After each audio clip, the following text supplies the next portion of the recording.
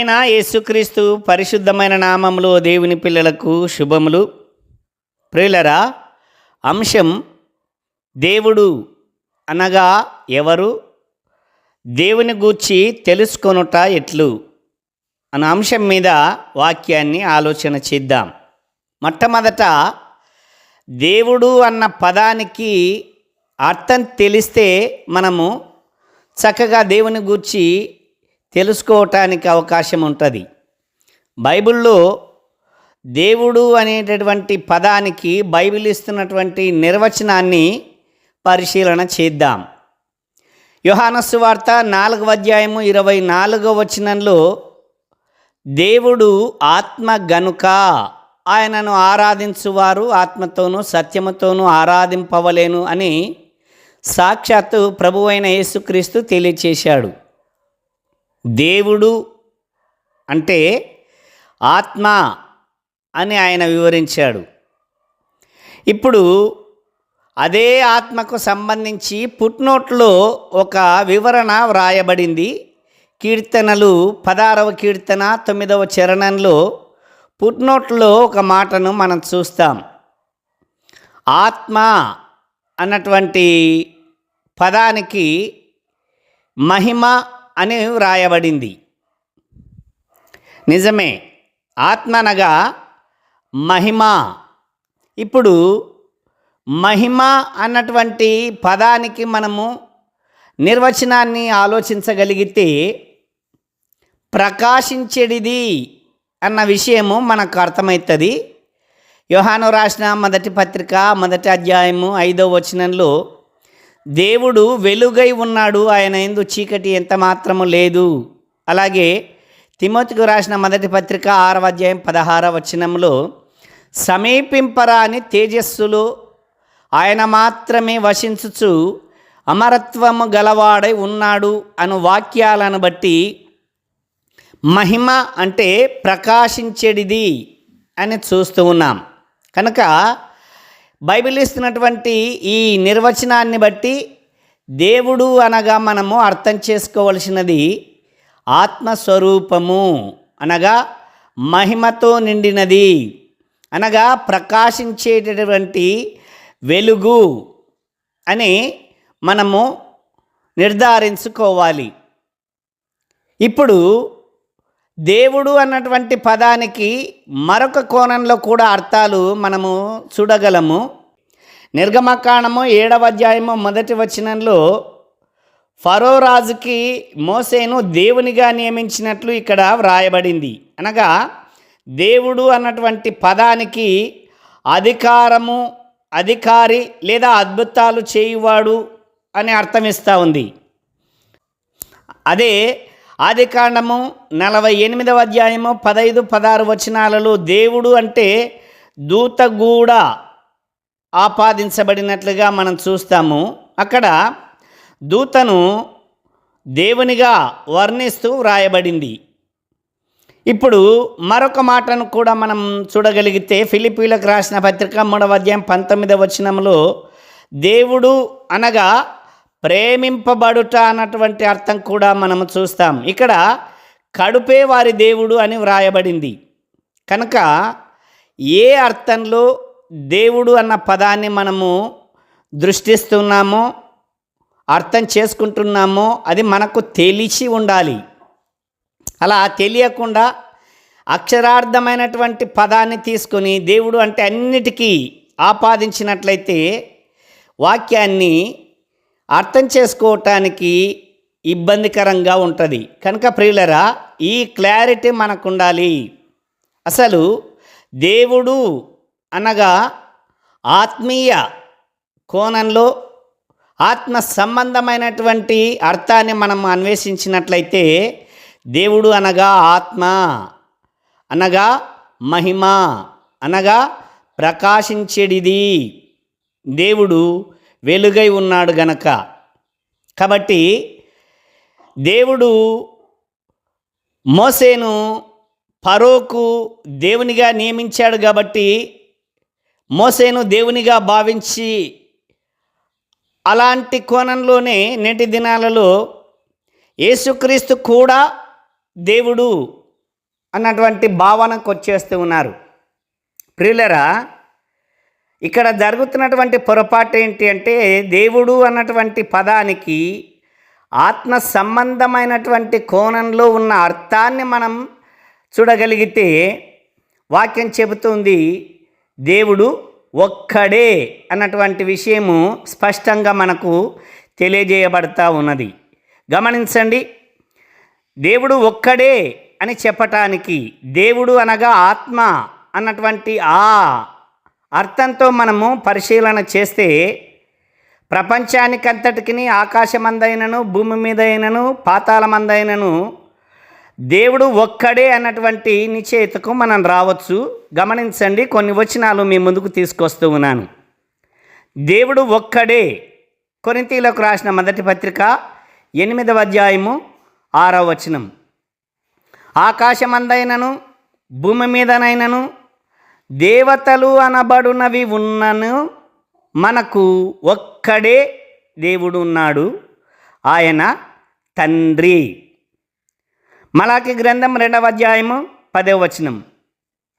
మనకందరికీ తండ్రి అయిన దేవుడు ఒక్కడే కాడా? ఒక్క దేవుడే మనలను సృష్టింపలేదా అన్న వాక్యాన్ని చూస్తాం. అలాగే ఎఫెసీయులకు రాసిన పత్రిక 4వ అధ్యాయము 6వ వచనము, అందరికీ తండ్రి అయిన దేవుడు ఒక్కడే, ఆయన అందరికీ పైగా ఉన్నవాడై అందరిలో వ్యాపించి అందరిలో ఉన్నాడు అనే వాక్యాన్ని చూస్తాము. మత్తయి సువార్త 23వ అధ్యాయం 9వ వచనం, భూమి మీద ఎవరికైనాను తండ్రి అని పేరు పెట్టవద్దు, ఒక్కడే మీ తండ్రి, ఆయన పరలోకమందున్నాడు అనే వాక్యము మనకు స్పష్టంగా తెలియజేయబడతా ఉంది. ఇక్కడ మనం గమనించాల్సిన మాట ఏంటంటే, ఆత్మ సంబంధమైన అర్థంతో దేవుడు అన్న పదాన్ని మనము అర్థం చేసుకోవాలి అని అంటే దేవుడు ఒక్కడే అని బైబిల్ స్పష్టంగా మనకు తెలియజేస్తున్నప్పుడు, యేసుక్రీస్తు కూడా దేవుడు అన్నటువంటి భావనకు వచ్చేటటువంటి వారు ఆలోచించాల్సిన విషయం ఏమిటేనంటే, పరిశుద్ధ బైబిల్లో యేసుక్రీస్తు కూడా దేవుడు అని అనుకుంటే నిర్గమాకాండము 7వ అధ్యాయము 1వ వచనంలో ఫరో రాజుకి మోసేను దేవుడు దేవునిగా నియమించినట్లుగా చూస్తాం. మరి ఈ క్రమంలో యేసు దేవుడు అని అనుకుంటే మోసే కూడా దేవునిగానే భావించాల్సి వస్తుంది కదా. కనుక ప్రియులరా, దేవుడు అన్నటువంటి అక్షర సంబంధమైనటువంటి పదానికి ఏ అర్థంతో మనము వాక్యాన్ని పరిశీలన చేస్తున్నామో ఆ క్లారిటీ ఉండి, ఆ క్లారిటీతో దేవుడు అన్నటువంటి పదం ఆత్మ సంబంధమైన పదంతో పరిశుద్ధ బైబిల్ను పరిశీలన చేస్తే బైబిల్ అంతటిలో మనకు ఒక్కడే దేవుడు అని విషయము అర్థమవుతుంది. కనుక ప్రియులారా, ఈ స్పష్టత మనకు కావాలి. దేవుడు సర్వలోకానికి సృష్టికర్త. ఆయన ఒక దేశానికి కానీ, ఒక రాష్ట్రానికి కానీ, ఒక ప్రాంతానికి కానీ, ఒక జాతికి కానీ, ఒక కులానికి కానీ, ఒక మతానికి కానీ, ఒక వర్గానికి కానీ చెందినవాడు కాడు. ఆయన అంతటా అందరికీ చెందినవాడు, అందరికీ తండ్రి అయిన దేవుడు ఒక్కడే. ఆయన అందరికీ పైగా ఉన్నవాడై అందరిలోనూ వ్యాపించి ఉన్నాడు అని ఇప్పుడే మనం చదువుకున్నాం. ఎఫెసీయులకు రాసిన పత్రిక 4వ అధ్యాయము 6వ వచనంలో. గమనించండి ప్రియులరా. అలాగే యోహాను సువార్త 17వ అధ్యాయము 3వ వచనం గమనించండి. అద్వితీయ సత్య దేవుడవైన నిన్నును నీవు పంపిన యేసుక్రీస్తును ఎరుగుటయే నిత్య జీవము. చివరిగా మరొక వచనాన్ని చూడండి. యెషయా గ్రంథము 45వ అధ్యాయము 5వ వచనం. నేను యెహోవాను, మరి ఏ దేవుడును లేడు, నేను తప్ప ఏ దేవుడును లేడు అని వాక్యము స్పష్టంగా తెలియచేస్తుంది. అద్వితీయ సత్యదేవుడు అనగా రెండు కానటువంటి వాడు దేవుడు, ఆయన తండ్రి, ఆయన ఒక్కడే ఉన్నాడు అన్నటువంటి విషయము మనకు అర్థం కావాలి. ఆ ఒక్కడై ఉన్నటువంటి దేవుడు రూపము కలిగి ఉన్నాడా, మనుషులలో ఎవరైనా ఆయనను చూడగలరా అనంటే వాక్యము చెబుతూ ఉన్నది, మనుషులలో ఎవరును ఆయనను చూడనేరడు, చూడలేడు అన్నటువంటి విషయము తెలియపరుస్తూ ఉన్నది. మరి ఆయనను చూడలేము, ఆయనను చూడటానికి అవకాశం లేదు. అలాంటప్పుడు ఆయనను గూర్చి, ఆ ఒక్కడై ఉన్నటువంటి దేవుని గూర్చి మనం ఎలా తెలుసుకోవాలి? ఇప్పుడు ధ్యానం చేసినటువంటి వాక్యాలన్నిటిని బట్టి చూస్తే ఆయనను ఏ మానవుడునూ చూడలేదు, ఏ మానవుడు ఆయన స్వరం కానీ వినలేదు అనేది కూడా యేసుక్రీస్తు స్పష్టంగా తెలియచేశాడు. మరి అంత అద్వితీయ సత్యదేవుడైనటువంటి దేవుని గూర్చి మనమెట్లా తెలుసుకోవాలి అన్నటువంటి విషయాన్ని మనము బైబిల్ ముందుంచితే బైబిల్ మనకి రీతిగా తెలియచేస్తూ ఉన్నది. దేవుడు ఉన్నాడు అని తెలుసుకొనుట ఎట్లు అని ప్రశ్నించుకొని బైబిల్ను మనం పరిశీలన చేస్తే ఈ రీతిగా తెలియచేస్తూ ఉన్నది. జగత్తును అందలి సమస్తమును నిర్మించిన దేవుడు తానే ఆకాశమునకును భూమికిని ప్రభువునై ఉన్నందున హస్తకృతములైన ఆలయములలో నివసింపడు. మరియు యావత్ భూమి మీద కాపురముండుటకు ఒకని నుండి ప్రతి జాతి మనుషులను సృష్టించి వారు ఒకవేళ దేవుణ్ణి తడువులాడి కనుగొందురేమో అని తన్ను వెదుకు నిమిత్తము నిర్ణయ కాలములను వారి నివాస స్థలముల యొక్క పొలిమేరలను ఏర్పరచెను అని అపోస్తల కార్యములు 17వ అధ్యాయము 24, 26, 27 వచనాలు తెలియచేస్తూ ఉన్నవి.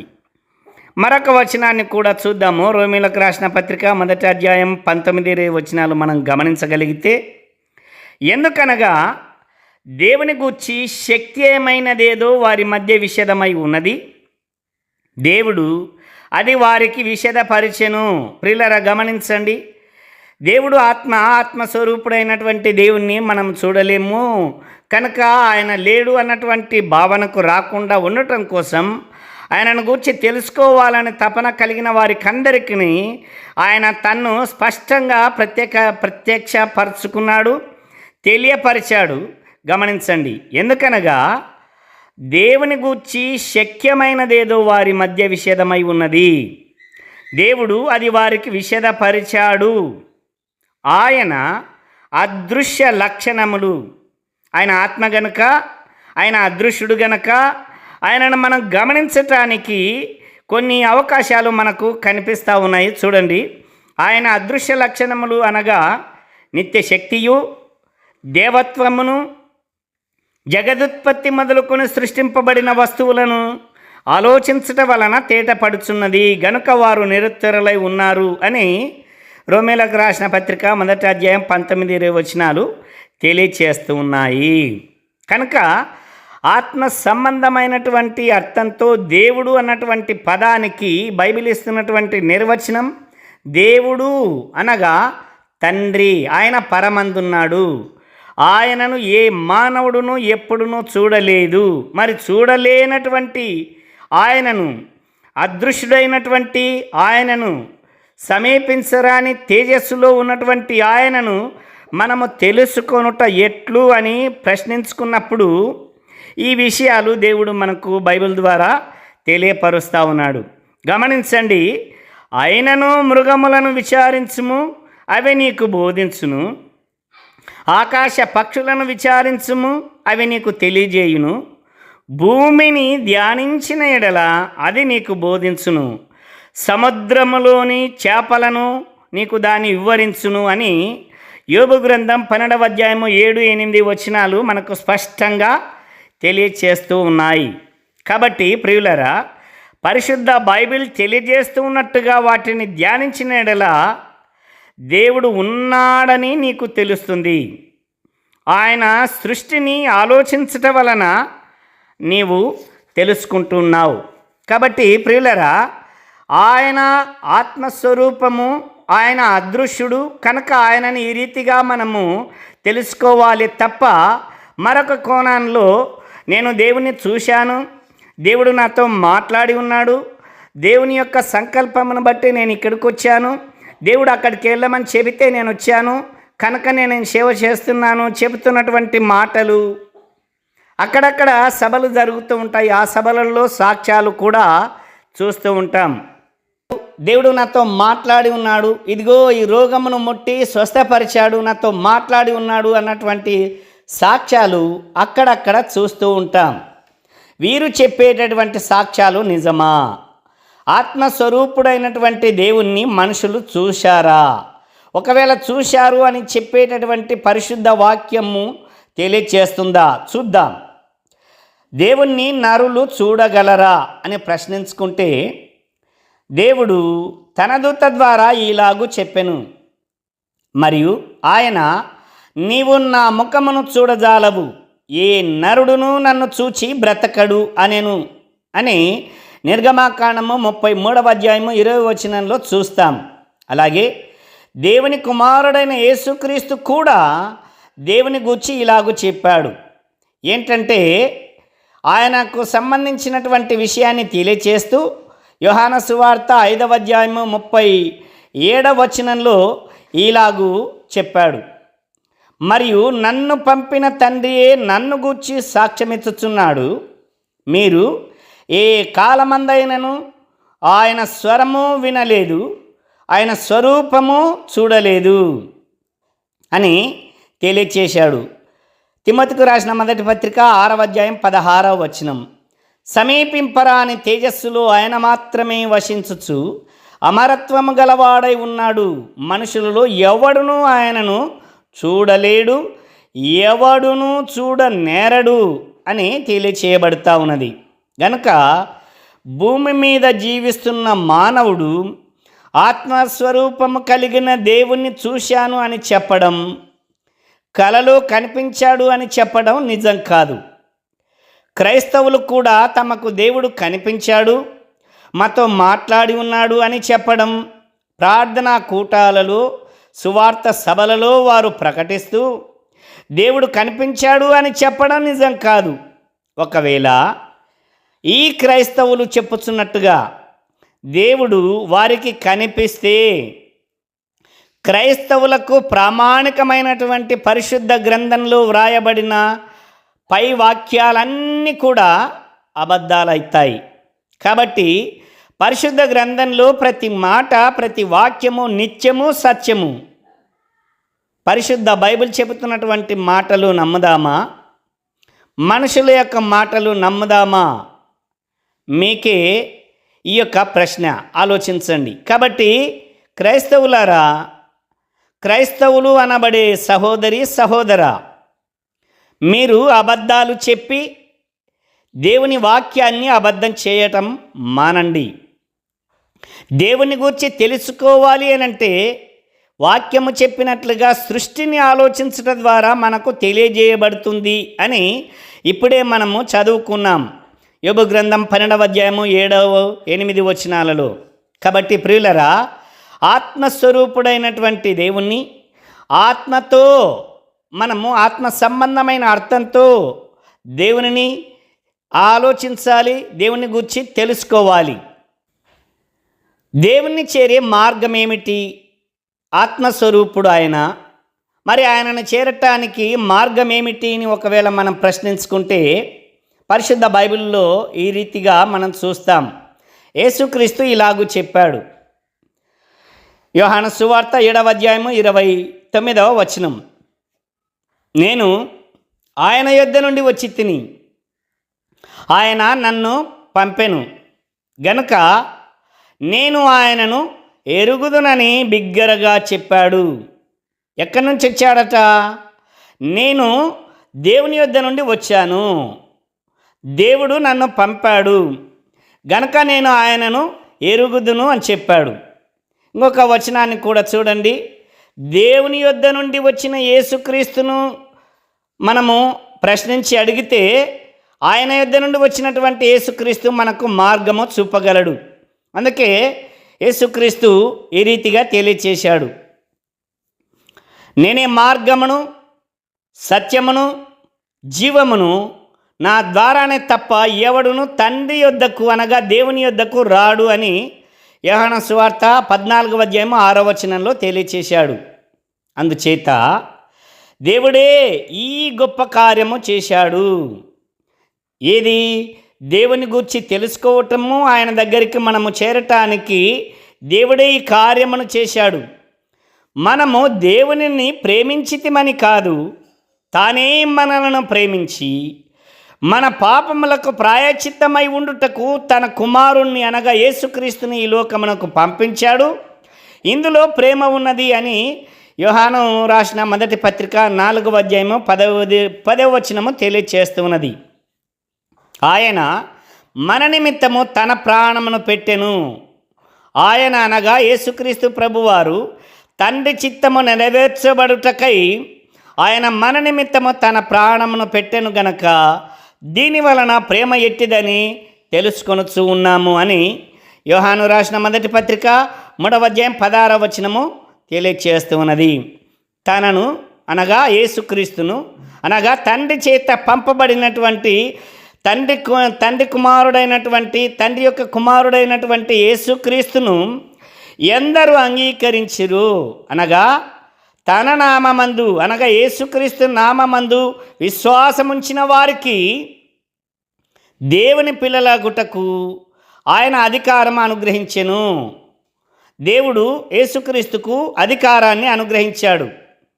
యోహాను సువార్త 1:12 గనుక మనము యేసుక్రీస్తు ప్రభువారిని సొంత రక్షకునిగా అంగీకరించిన ఎడల ఆత్మస్వరూపుడైనటువంటి దేవుణ్ణి చేరగలము. ఇంకొక మాట కూడా చెప్పాడు యేసుక్రీస్తు ప్రభువారు, నా తండ్రి ఇంట అనగా దేవుని ఇంట అనేక నివాసములు కలవు, లేని ఎడల మీతో చెప్పుదును, మీకు స్థలము సిద్ధపరచ వెలుచు ఉన్నాను. నేను వెళ్ళి మీకు స్థలము సిద్ధపరచిన ఎడల నేనుండు స్థలములో మీరును ఉండులాగున మరలా వచ్చి నా యొద్ద ఉండుటకు అనగా నా యొద్దను నేను తండ్రి యొద్ద ఉన్నాను గనక నా యొద్ద ఉండుటకు మిమ్మును తీసుకొని పోవుదును అని యోహాను రాసిన సువార్త 14:2-3 తెలియచేశాడు.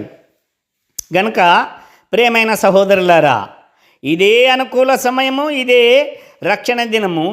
యేసుక్రీస్తు ప్రభువారు దేవుని కుమారుడని నీ నోటితో ఒప్పుకొని దేవుడు యేసుక్రీస్తును మృతుల్లో నుండి లేపెనని నీ హృదయమందు విశ్వసిస్తే నీవు రక్షింపబడతావు అని రోమీలకు రాసిన పత్రిక 10:9-10 తెలియచేస్తూ ఉన్నాయి. కనుక ప్రియులారా, దేవుణ్ణి గూర్చి తెలుసుకోవాలి అన్న తపన నీకుంటే మొదట ఆయన ఆత్మస్వరూపుడని గుర్తించు. ఆత్మస్వరూపుడైనటువంటి ఆయనను పరిశుద్ధ వాక్యము చెప్పిన రీతిగా యోబు గ్రంథంలో తెలియచేసినట్లుగా సృష్టిని ఆలోచించటం వలన ఆయనను తెలుసుకుంటాం. తండ్రి యొద్ద నుండి ఈ లోకమునకు వచ్చాము, తిరిగి తండ్రి యొద్దకు వెళ్ళవలసిన వారమై ఉన్నాము. కనుక ప్రియులరా, తిరిగి మనము తండ్రి యొద్దకు చేరాలి అని అంటే యేసుక్రీస్తు చెప్పిన మాట, నేనే మార్గమును సత్యమును జీవమును, నా ద్వారానికి తప్ప ఎవడును తండ్రి యొద్దకు అనగా దేవుని యొద్దకు రాడు అని చెప్పాడు. ఆ ఆత్మస్వరూపుడైనటువంటి దేవుడు, ఆత్మలోకమైన పరలోకంలో ఉన్న దేవుడు మనలను ప్రేమించి తన చెంతకు చేర్చుకోవాలని దినమెల్లా తన చేతులు చాచి మనల్ని పిలుస్తూ ఉన్నాడు. ఆయన పిలుపును విని, ఆయన యేసుక్రీస్తు ద్వారా పిలిచినటువంటి ఆ పిలుపును విని మనము యేసుక్రీస్తును సొంత రక్షకుడుగా అంగీకరిస్తే నిత్యరాజ్య వారసులం అవుతాం. దేవుడట్టి కృప మనకందరికీ దయచేయునుగాక. ఆమేన్.